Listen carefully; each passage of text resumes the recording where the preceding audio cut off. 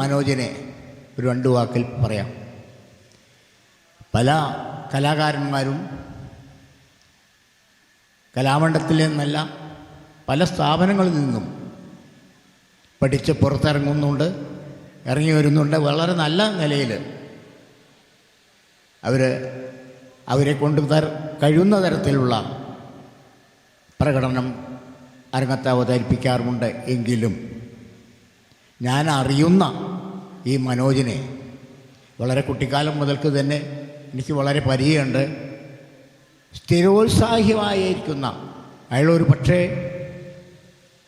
തെക്കൻ സമ്പ്രദായമാണ് പഠിച്ചത് എന്നാണ് ഞാൻ വിചാരിക്കുന്നത്. പക്ഷേ തെക്കൻ സമ്പ്രദായം നന്നല്ലാന്നോ വടക്കൻ സമ്പ്രദായം വളരെ നല്ലതാണെന്നോ എന്നും ഞാൻ സമർത്ഥിക്കുന്നില്ല. കാരണം തെക്കും വടക്കും ഒരേമാതിരി സഞ്ചരിക്കുന്ന ഒരു എളിയ കലാകാരനാണ് ഞാൻ. അതുകൊണ്ട് എനിക്ക് അതിനെപ്പറ്റി നല്ല വിവരം ഉണ്ടെന്ന് തന്നെ വെച്ചിരിക്കുന്നത്. തെക്കൻ സമ്പ്രദായമാണ് പഠിച്ചതെങ്കിലും അദ്ദേഹം തൻ്റെ സ്ഥിരോത്സാഹം കൊണ്ട് വടക്കൻ സമ്പ്രദായവും വശത്തമാക്കി. എന്നാൽ രണ്ടും കൂടി കലർത്തി അങ്ങനെ പ്രയോഗിക്കുക എന്നുള്ളതല്ല എന്ന് വരുന്നത്. ഏതാണ് ആ രംഗത്തേക്ക് വേണ്ടത്, ആ പ്രദേശത്തേക്ക് ഏതാ വേണ്ടത് എന്നുള്ള നിലയിൽ വളരെ ഭംഗിയായിട്ട് രംഗത്ത് പ്രവർത്തിക്കുന്നതായിട്ട് എനിക്ക് കാണാനും അറിയാനും സാധിച്ചിട്ടുണ്ട്. അതുകൊണ്ട് അദ്ദേഹത്തിൻ്റെ നേതൃത്വത്തിൽ സംശയമൊന്നുമില്ല, ഒരു നല്ല കഥകളി വിദ്യാലയം ഇവിടെ രൂപാന്തരപ്പെട്ട് വരുമെന്നുള്ളതിന് യാതൊരു സംശയവുമില്ല. അദ്ദേഹത്തിൻ്റെ സ്ഥിരോത്സാഹം കൊണ്ട് തന്നെ ഇവിടെയുള്ള ഓരോ കുട്ടികൾക്കും ഒരു പക്ഷേ ഇതുകൊണ്ടൊരു കലാമണ്ഡലം കൃഷ്ണൻ നായരാശാനോ കലാമണ്ഡലം ഗോപിയോ സദനം കൃഷ്ണൻകുട്ടിയൊക്കെ വാർത്തെടുക്കാം എന്നുള്ളതല്ല എന്ന് പറഞ്ഞതിൻ്റെ ഉദ്ദേശം. ഇങ്ങനെ ഒരു മങ്ങിയിരിക്കുന്ന സമയത്ത് കലകൾക്കെല്ലാം, പ്രത്യേകിച്ച് കഥകളി എന്ന ദൃശ്യകലകൾ മുഴുവൻ മങ്ങിയിരിക്കുന്ന ഈ സമയത്ത് കുറേ ഇതിനെപ്പറ്റി മനസ്സിലാക്കാനും തദ്വാര അതിനെ നിവൃത്തിയുള്ളിടത്തോളം പരിശീലിപ്പിച്ച് രംഗത്തേക്ക് കൊണ്ടുവരുവാനോ സാധിക്കും എന്നുള്ളതിന് 2 പക്ഷമില്ല. അതായത് ഈ മനോജിൻ്റെ ഈ ശ്രമം വളരെ വിജയപ്രദമായി ഭവിക്കട്ടെ എന്ന് ജഗദീശ്വരനോടും ഗുരുനാഥന്മാരോടും അപേക്ഷിച്ചുകൊണ്ട് ഞാൻ എൻ്റെ ഈ ലഘുപ്രസംഗത്തെ, ഈ സമ്മേളനത്തെ ഉദ്ഘാടനം ചെയ്തതായി പ്രഖ്യാപിച്ചുകൊണ്ട് നിർത്തുന്നു. നന്ദി, നമസ്കാരം. ഉദ്ഘാടന പ്രസംഗത്തിനായി ശ്രീ കലാമണ്ഡലം MPS നമ്പൂതിരി അവർകളെ ക്ഷണിക്കുന്നു.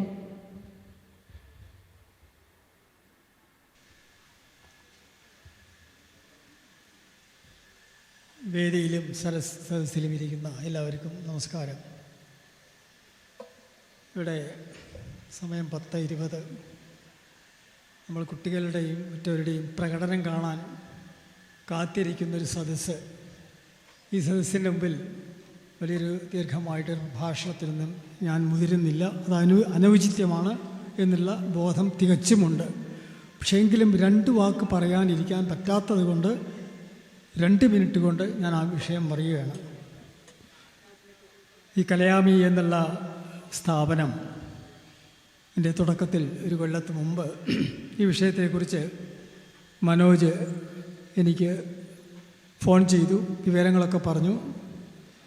അതിൻ്റെ തുടക്കത്തിൽ ഉണ്ടാവണം എന്നൊക്കെ പറഞ്ഞെങ്കിലും അന്നത്തെ ഒരു സാഹചര്യത്തിൽ, നമുക്കറിയാം കോവിഡിൻ്റെ സാഹചര്യത്തിൽ എനിക്കിവിടെ ഈ നാട്ടുകാരനാണെങ്കിൽ പോലും അതിൽ പങ്കെടുക്കാൻ സാധിച്ചില്ല എന്നുള്ള ഒരു വിഷമമുണ്ട്.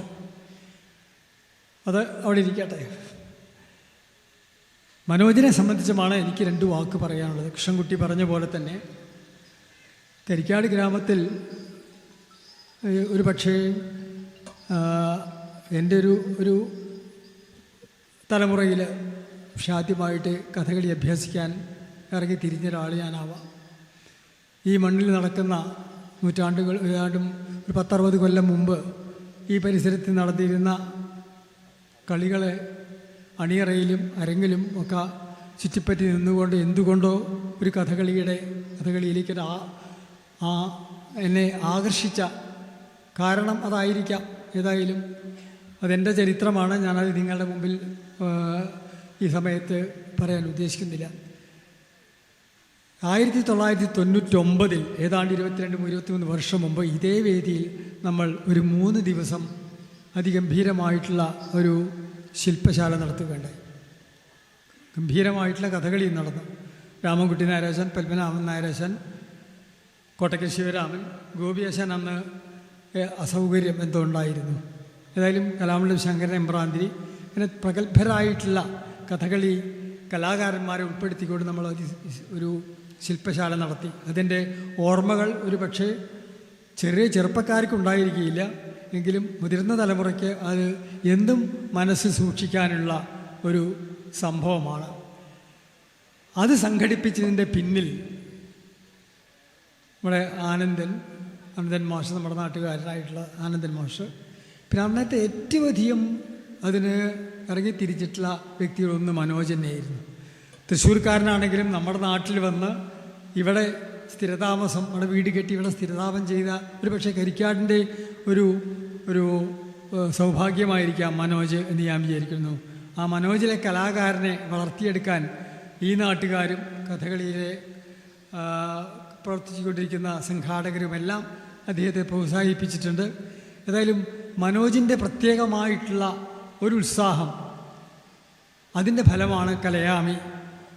ഞങ്ങൾ ഒന്നിച്ച് കരിക്കാട് സ്കൂളിൽ വെച്ചിട്ട് ഈ പുതിയ ആസ്വാദകരെ സൃഷ്ടിക്കുന്നതിന് വേണ്ടിയിട്ട് ഏതാണ്ട് മാസങ്ങളോളം ചില ക്ലാസ്സുകൾ നടത്തുകയുണ്ടായി. അതൊന്നും ആർക്കും അത്ര ഓർമ്മയുണ്ടാവില്ല.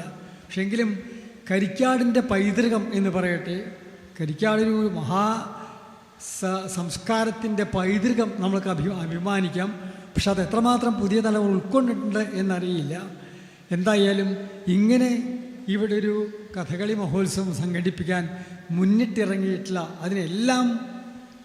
അതിൻ്റെ മുമ്പിൽ പ്രവർത്തിക്കാൻ സന്മനസ് കാണിച്ച കലാമണ്ഡലം മനോജിനെ അഭിനന്ദിക്കാനാണ് ഞാൻ ഈ സന്ദർഭം ഉപയോഗിക്കുന്നത്. എനിക്ക് കൂടുതലൊന്നും പറയാനില്ല.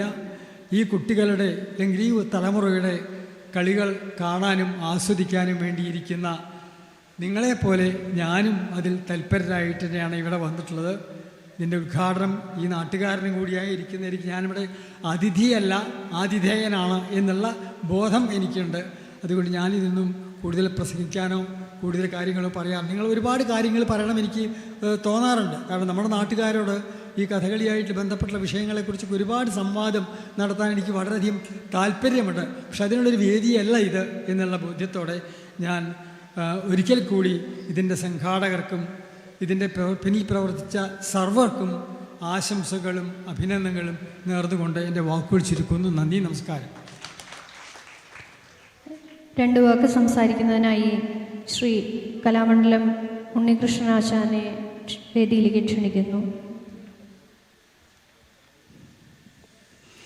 പ്രൗഢമായ സദസ്സിനും വേദിയിലുള്ള മഹാന്മാർക്കും എൻ്റെ വിനീതമായ നമസ്കാരം. ബിസൻ പറഞ്ഞതിൻ്റെ തുടർച്ചയായി പറയാൻ തന്നെ ഞാൻ വിചാരിക്കുന്നത്. അധികം ദീർഘിക്കാതെ മനോജിൻ്റെ ഈ കലാപ്രവർത്തനത്തെക്കുറിച്ച് MBS ഇവിടെ പ്രസംഗത്തിന് മുമ്പ് തന്നെ പറയേണ്ടായി. കരിക്കാടിൻ്റെ കഥകളി പാരമ്പര്യം, ഒട്ടനവധി വേദികൾ ഇവിടെ അമ്പലത്തിൻ്റെ പരിസരത്തുമായി ധാരാളം നടക്കാറുണ്ട്. വലിയ ആചാര്യന്മാർ ഇവിടെ വന്നിട്ടുണ്ട് എന്നുള്ളതൊക്കെ. ഞാനും ഈ വേദിയിൽ നിൽക്കുമ്പോൾ ഞാനിവിടെ നളചരിതം 1-ാം ദിവസം ഗോപേശൻ്റെ നളനും എമ്പ്രാദ്രിയാശൻ പാട്ടുമായി നടന്ന ഒരു രംഗമാണ് എനിക്കന്ന് ഓർമ്മ വന്നത്. അന്ന് എമ്പ്രാദ്രിയേട്ടൻ്റെ കണ്ണിൻ്റെ കാഴ്ചയുടെ പ്രശ്നം കൊണ്ട് ലൈറ്റ് അടിക്കുന്നതിന് കുറച്ച് ബുദ്ധിമുട്ടുള്ള സമയമായിരുന്നു. ഗോപിയാശാന് ലൈറ്റ് കൂടുതൽ വേണം എന്നുള്ള പക്ഷക്കാരനുമായിരുന്നു. അങ്ങനെ ഒരു ഒരു ഒരു ഒരു ഒരു തരത്തിൽ പറഞ്ഞാൽ ഒരു പ്രശ്ന ചരിതമാണ് ഇവിടെ അന്ന് സംഭവിച്ചത്. ഒരു പക്ഷേ MBS ആശാൻ പറഞ്ഞ ആ പരിപാടിയും ഇതുമായി കണക്റ്റ് ചെയ്യാവുന്നതാണ് എന്ന് ഞാനൊന്നൊന്ന് ഓർമ്മിപ്പിച്ചതാണ്. എങ്ങനെയാലും മനോജിൻ്റെ പ്രവർത്തനങ്ങൾ അല്ലെങ്കിൽ മനോജിനുമായി ഒട്ടനവധി വേദികളിൽ ഞാൻ പങ്കിട്ടുള്ളത് കേരളത്തിലല്ല, വിദേശത്താണ്. ഒട്ടനവധി പുതിയ പുതിയ ലാ സെൻസിറ്റീവ് ട്രാൻസ്മലബാർ കിംഗ്ലിയറിൻ്റെ ഷേക്സ്പിയറിൻ്റെ കിംഗ്ലിയർ തുടങ്ങിയിട്ടുള്ള അവതരണങ്ങളിൽ വിദേശ രാജ്യങ്ങളിൽ ഒട്ടനവധി വേദികൾ മനോജിൻ്റെ പ്രകടനത്തിന് ചെണ്ട വായിക്കുന്നതിന് ഒപ്പമുണ്ടായിട്ടുണ്ട്. ഏതർത്ഥത്തിലും ഒരു നൃത്ത കലാകാരനാണ് അല്ലെങ്കിൽ നൃത്ത കലാകാരനാണ് മനോജ് എന്ന് പറയാനാണ് എനിക്കിഷ്ടം. അതായത് അല്ലെങ്കിൽ കലാശങ്ങളുടെ രാജാവ് എന്നൊക്കെ വേണമെങ്കിൽ വിശേഷിപ്പിക്കാം. ഒരു അല്പസമയത്തെ താളം കൊണ്ട് അല്ലെങ്കിൽ ആ താളത്തിൻ്റെ ഉള്ളിൽ നിന്നുകൊണ്ട് ഏത് നടയിലുള്ള കലാശങ്ങൾ രൂപപ്പെടുത്തുന്നതിനും മനോജിന് വളരെ നിഷ്പ്രയാസം സാധിക്കും. എങ്ങനെയാലും മനോജിൻ്റെ ഈ പ്രവർത്തനത്തെ ഈ വളരെ പാരമ്പര്യമുള്ള ഈ കരിക്കാട് അമ്പലത്തിൻ്റെ പരിസരത്ത് ഇത്തരം ഒരു കഥകളിയുടെ പുതിയ തലമുറയെ വാർത്തെടുക്കുന്നതിൽ മനോജ് കാണിക്കുന്ന താല്പര്യത്തിന്, അതിന് രക്ഷിതാക്കളും കുട്ടികളും നൽകുന്ന പിന്തുണയ്ക്ക് തീരാത്ത സന്തോഷവും അതിൻ്റെ മനോജിനുള്ള അഭിനന്ദനവും ഞാനിവിടെ രേഖപ്പെടുത്തുകയാണ്. ഈ കുട്ടികൾ അത് മനോജിൻ്റെ ഒരു ഗുരുനാഥനെ സംബന്ധിച്ചിടത്തോളം ഒരു കുട്ടിയെ പഠിപ്പിച്ച് കലയിലെ വളർത്തിക്കൊണ്ടുവരിക എന്നുള്ളത് ധാരാളം ത്യാഗങ്ങളും മനസ്സിൻ്റെ നിയന്ത്രണവും ഒക്കെ വേണ്ട കലയാണ്. നമ്മൾ കഥകളിയെ സംബന്ധിച്ചിടത്തോളം ഒരു മാറി വരുന്ന കോവിഡിന് മുൻപേ അല്ലെങ്കിൽ കോവിഡിന് ശേഷം എന്നൊക്കെ പറയാവുന്ന തരത്തിലുള്ള ഒരു സാഹചര്യത്തിൽ കൂടെയാണ് പോയിക്കൊണ്ടിരിക്കുന്നത്. ആധികാരികമായി അല്ലെങ്കിൽ സർക്കാർ തലത്തിൽ വനിതകളെ കഥകളി പഠിപ്പിക്കാൻ ഔപചാരികമായി തുടങ്ങി എന്ന് അവകാശപ്പെടുന്നത് ഈ 2021 മുതലാണ് എന്ന് എനിക്ക് തോന്നുന്നത്. അപ്പോൾ അതുകൊണ്ട് ഇവിടെ പഠിക്കുന്ന ഓരോ കുട്ടികൾക്കും തൻ്റേതായ കർത്തവ്യമുണ്ട് ഈ കഥകളിക്ക് നൽകാൻ എന്നത് അവർ ഓർത്തിരിക്കണം. ഒരു കാലഘട്ടം കഴിഞ്ഞാൽ നിർത്താതെ തുടർന്ന് അവർ ഈ കുട്ടിത്തരം വേഷങ്ങളല്ലാണ്ട് ഇടത്തരം മാധ്യവസാനം തുടങ്ങിയ എല്ലാ വേഷങ്ങൾ ചെയ്യുകയും കത്തി പച്ച താടി തുടങ്ങിയുള്ള വേഷങ്ങൾ ചെയ്യുകയും ചെയ്ത് കഥകളിയിൽ തങ്ങളുടെ ആധിപത്യം ഉറപ്പിക്കുന്നതിന് തങ്ങൾക്കുള്ള പങ്കാളിത്തം കൂടി രേഖപ്പെടുത്തണം എന്നാണ് എനിക്ക് അവരോട് പറയാനുള്ളത്. ഒപ്പം മറ്റ് കലാവിഭാഗങ്ങളെ അറിയാനും അവർ ശ്രമിക്കേണ്ടതാണ് എന്ന് പറഞ്ഞുകൊണ്ട് മനോജിൻ്റെ ഈ പ്രവർത്തനത്തെ അഭിനന്ദിച്ചുകൊണ്ട് ഞാൻ നിർത്തുന്നു. നമസ്കാരം.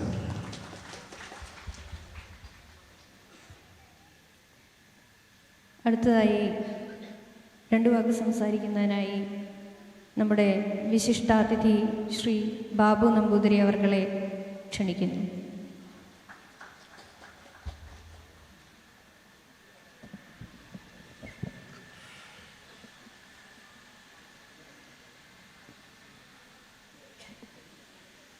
ഡോക്ടർ സദനം കൃഷ്ണൻകുട്ടി ആശാൻ, MBS ആശാൻ, ഉണ്ണികൃഷ്ണൻ എന്നെക്കാളും ജൂനിയറാണ്, അതുകൊണ്ട് എനിക്ക് ആശാൻ എന്ന് വിളിക്കേണ്ട കാര്യമില്ല. എങ്കിൽ കൂടി മറ്റ് ആശാന്മാരെ, ആശാറ്റികളെ, അതിപ്രഗത്ഭരായ കഥകളി ആസ്വാദകരെ, നടന്മാരെ, തിരശീലയ്ക്ക് പിന്നിൽ വേഷം ഒരുങ്ങുന്ന കുട്ടികളെ, അവരെ വേഷമണിയിക്കുന്ന ആശാന്മാരെ, കലാമണ്ഡലം മനോജ് സ്വാഗത പ്രസംഗം സുദീർഘമായി പറഞ്ഞെല്ലാം മനസ്സിലാക്കി തന്ന മാന്യദേഹമേ, സദസ്യരെ, ഓരോരുത്തരെയും പേരെടുത്ത് പറയാത്തത് മനഃപൂർവ്വമാണ്. ഇത് രാഷ്ട്രീയ പ്രസംഗമല്ലല്ലോ. ഞാൻ വളരെ ചുരുക്കത്തിൽ പറയാം.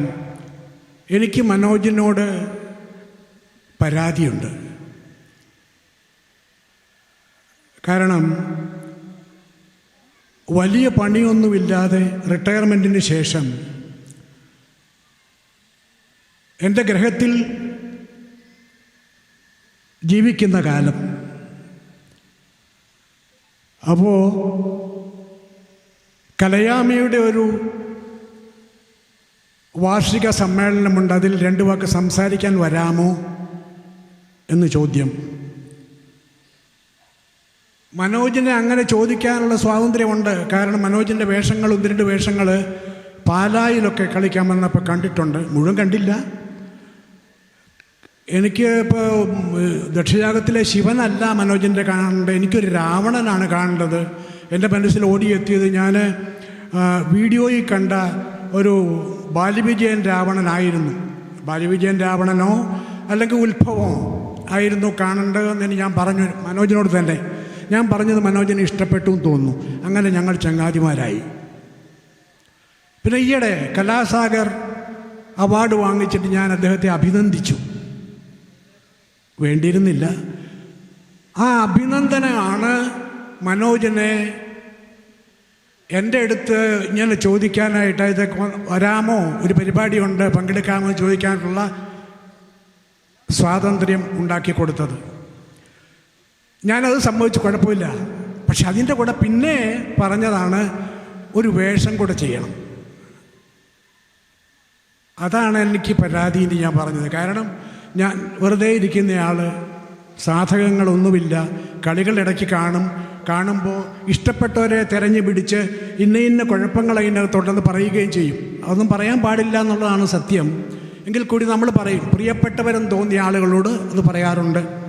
അപ്പോൾ മനോജിനോടും പറഞ്ഞിട്ടുണ്ട്. മനോജിൻ്റെ വേഷം അത് മാത്രമേ അരങ്ങത്ത് കണ്ടിട്ടുള്ളൂ, ബാക്കി മുഴുവൻ വീഡിയോയാണ്. അപ്പോൾ അതാണ് വേഷം ചെയ്യാമോ. ഞാൻ പറയും, വേഷമോ, അയ്യോ, ഞാൻ എത്ര വർഷമായി വേഷം കിട്ടിയിട്ട്. ഇപ്പോൾ 2 കൊല്ലം മുമ്പ് ഒരു കിരാതത്തിൽ കാട്ടാളനോ മറ്റോ ചെയ്തു, അത് ഫ്ലോപ്പായി. അതപ്പോൾ ആ പരിപാടി നിർത്തി എന്ന് ഞാൻ പറഞ്ഞു. കാരണം നമുക്ക് മുദ്രകൾ വരുന്നില്ല, കൈയും കാലും ഒന്നും വേണ്ട രീതിയിൽ പ്രവർത്തിക്കാൻ പറ്റുന്നില്ല. സർവോപരി ഈ ഭീമാകാരനായ ഇത് കാട്ടാളനാണെങ്കിലും നടനാണെങ്കിലും നമ്മൾ സിമൻറ്റ് ചാക്കിലാണ് ജീവിക്കുന്നത്. ഈ ഉടുത്തുകെട്ട് എൻ്റെ ഉള്ളിലൊക്കെ സിമൻറ്റ് ചാക്ക്, പ്ലാസ്റ്റിക് ചാക്ക്. അതിപ്പം 10-20 എണ്ണം വച്ച് കെട്ടിയാലും അതിന് വലിയ വെയിറ്റ് നമുക്ക് തോന്നുകയില്ല. തലച്ചുകൊണ്ടേ വേണമെങ്കിൽ കൊണ്ടുപോകുന്നതാണെങ്കിൽ കൂടി അതിലത്തെ കലാശം, അത് ധരിച്ചുകൊണ്ട് കലാശമൊക്കെ വേണ്ട പോലെ ചെയ്യുക എന്നുള്ളത് ബുദ്ധിമുട്ടാണ്. അപ്പോൾ ഇത് വേണ്ടാന്ന് വെച്ചിരിക്കുന്ന കാലത്താണ് ഇദ്ദേഹത്തിൻ്റെ ചോദ്യം. ഞാൻ പറഞ്ഞു. അപ്പോൾ അദ്ദേഹം പറഞ്ഞു, ഇല്ല മനോജ്, പറ്റില്ല. അതല്ല ഒരു കുചേലനോ അല്ലെങ്കിൽ സന്താനഗോപാലത്തിൽ ബ്രാഹ്മണനോ അങ്ങനെ എന്തെങ്കിലുമോ ചെയ്യാൻ പറ്റുമോ എന്ന് എന്നോട് ചോദിച്ചു. ഞാൻ ആലോചിച്ച് പറയാമെന്ന് പറഞ്ഞു. അവസാനം ഞാൻ എന്നിട്ട് പിറ്റേ ദിവസം വിളിച്ച് പറഞ്ഞു, മനോജ് ചോദിച്ചത് മറ്റൊന്നും വിചാരിക്കരുത്, വല്ല കുന്തിയോ മറ്റോ ആണ് ഞാൻ ചെയ്യാം. അങ്ങനെ ഞാൻ അങ്ങ് പറഞ്ഞു പോയി. കാരണം കുന്തി കണ്ടിട്ടുണ്ട് ധാരാളം. അപ്പോൾ ഇത് ഇത്രയേ ഉള്ളൂ എന്നൊരു തോന്നൽ എനിക്ക്, നിസ്സാരമായിട്ട് ചെയ്യാവുന്നതാണെന്ന് എനിക്ക് മനസ്സിലങ്ങ് തോന്നി. അപ്പം മതി, ഞാൻ കർണനാവാം, ഓക്കെ, സമ്മതിച്ചു. അങ്ങനെ 25-ാം തീയതി ഇത് ഫിക്സ് ചെയ്തു എന്ന് പറയും. ഞാൻ ഇത്രയൊക്കെ സുദീർഘമായിട്ട് സംസാരിക്കുന്നത് ബാക്കിയുള്ളവർ ക്ഷമിക്കണം, നിങ്ങളും അത് പറയാതെ വയ്യ. അതുകൊണ്ടാണ് 25 ഇന്നെന്ന് പറയുന്ന ദിവസം കുന്തി ചെയ്യാമെന്ന് സമ്മതിച്ചതിന് ശേഷം നാട്ടിൽ ചില ആളുകൾ ഇത് അറിഞ്ഞിട്ട് എന്നോട് പറഞ്ഞു, എന്നാൽ അതിവിടെ ഒന്ന് ചെയ്തുകൂടെ ആദ്യം, എൻ്റെ നാട്ടിൽ 2 കിലോമീറ്ററേ ഉള്ളൂ ഇല്ലത്തുനിന്ന്, അവിടെ ചെയ്തുകൂടെയും ചോദിച്ചു. അപ്പോൾ എനിക്ക് തോന്നി ശരിയാണല്ലോ, ഈ മനോജിൻ്റെ ഈ കലയാമിക്ക് മുമ്പിൽ അവതരിപ്പിക്കുന്ന ഇത് വളരെ വിവരമുള്ള ആളുകളുടെ ഒരു സദസ്സാണെന്ന് എനിക്കറിയാം. ഈ പ്രദേശം, വടക്കൻ പ്രദേശം മുഴുവൻ അങ്ങനെ തന്നെയാണ്, മിക്കവാറും ഒരു കൾച്ചേർഡ് ഓഡിയൻസാണ്. അപ്പോൾ അവരുടെ മുമ്പിൽ ഒന്ന് കാണിക്കുന്നതിന് മുമ്പ് നമ്മുടെ ആൾക്കാരുടെ മുമ്പിൽ ഒന്ന് കാണിച്ചാൽ വലിയ വിദ്യാഭ്യാസമൊന്നുമില്ല കഥകളിയെക്കുറിച്ച് അവർക്ക്. ഇപ്പോൾ അങ്ങനെ അവിടെ ചെയ്തു, അത് വലിയ ഫ്ലോപ്പായി. ഇന്ന് അത് വീഡിയോയിൽ കണ്ടിട്ട് ഒരു കഥകളി നടൻ എന്നോട് പറഞ്ഞു, ഈ ത്രിപുടയൊക്കെ ചെയ്യുമ്പോൾ താളത്തിൽ മുദ്രകൾ വരുന്നില്ല അല്ലേ എന്നൊക്കെ എന്നോട് ചോദിച്ചു. ശരിയാണ്, ത്രിപുടയല്ല, അത് എന്ത് താളം, ആദിതാളമാണെങ്കിലും ചെമ്പടയാണെങ്കിലും താളത്തിലല്ല മുദ്ര വന്നതെന്ന് എനിക്കറിയാം. ഞാൻ ഇവിടെ കളിക്കാൻ വേണ്ടിയിട്ട് അവിടെ ഒരുങ്ങുകയായിരുന്നു സത്യത്തിൽ. അത് പറഞ്ഞിട്ട് വിശേഷമില്ല, ഞാനറിയാതെ അത് ലൈവ് സ്ട്രീമിംഗ് പോയി, അവിടെയാണ് പ്രശ്നം ഉണ്ടായത്. എന്തായാലും അത് പറഞ്ഞ കാരണം ഇനിയിപ്പോൾ ഇവിടെ ഉണ്ട്. അദ്ദേഹം പറയുകയുണ്ടായി, സ്വാഗത പ്രാസംഗികൻ ഇന്നിവിടെ അദ്ദേഹം അങ്ങനെയാണ് ഇങ്ങനെയാണെന്നൊക്കെ പറഞ്ഞിട്ട്, അങ്ങനെയാണല്ലോ എൻ്റെ ഒരു വഴി, സ്വാഗതത്തിൻ്റെ പറഞ്ഞ് പെരിപ്പിക്കുക. അപ്പോൾ ഇവിടെ ഉണ്ട്, ദയവ് ചെയ്ത് ആരും കാണാൻ വരരുത്, എനിക്ക് സങ്കടമാണ്. ഞാൻ എന്തൊക്കെയോ ചെയ്യും. പിന്നെ ഇതിനൊരു ധൈര്യം തന്ന എന്താണെന്ന് വെച്ചാൽ ഈയിടെ ചില കഥകളി ഗ്രൂപ്പുകളുണ്ട്, സ്ഥലപ്പേര് വെച്ചിട്ടുള്ളത്. ആ ഗ്രൂപ്പിൽ ചിലർ പറയുകയാണ്, വളരെ വിവരമുള്ള ആളുകൾ കളിയെക്കുറിച്ച്, മുദ്രകളെക്കുറിച്ച്, കഥാസന്ദർഭങ്ങളെക്കുറിച്ച് അവർ പറയുകയാണ്, ഈ മറ്റേ കല്യാണ സൗഗന്ധ്യത്തിൽ ഭീമനും മറ്റും വനവർണ്ണന, അല്ലെ മറ്റൊരു കഥാപാത്രം ചെയ്യുന്ന സ്വർഗവർണ്ണന, ഇതൊക്കെ ഇങ്ങനെയാണോ? വനം ഇപ്പം ഇങ്ങനെയാണോ ഇവിടെ നാട്ടിൽ? വനം ഉണ്ടോ? അപ്പോൾ ചുരുക്കം ഇന്നത്തെ വനത്തെ വേണം അന്നത്തെ ഭീമൻ വിശദമാക്കുക എന്നല്ലേ ഇതിനർത്ഥം? എന്ത് പണ്ടത്തരമാണത് പറയുന്നത് സത്യത്തിൽ. കാരണം ഒരു കാലഘട്ടത്തിൻ്റെ ഒരു സംഭവമല്ലേ മഹാഭാരതം, അല്ലെങ്കിൽ ഇത് തന്നെ നളയരുതമോ അല്ലെങ്കിൽ മറ്റേ ഇന്നത്തെ അല്ലല്ലോ. ഇവിടെ അങ്ങനെ കുറച്ച് കഴിയുമ്പോൾ നമുക്ക് ഭീമസേനന് പേരൊന്ന് മാറ്റിയാൽ എന്താ? അങ്ങനെ പറയല്ലേ. ഇന്നത്തെ നമ്മുടെ നാട്ടുനടപ്പുള്ള ഒരു മനോജെന്നോ മറ്റൊരു പേര്, മനോജാണ് ആ ക്യാരക്ടർ. ഭീമൻ ചെയ്യുന്നതൊക്കെ മനോജ് ചെയ്യുന്നു.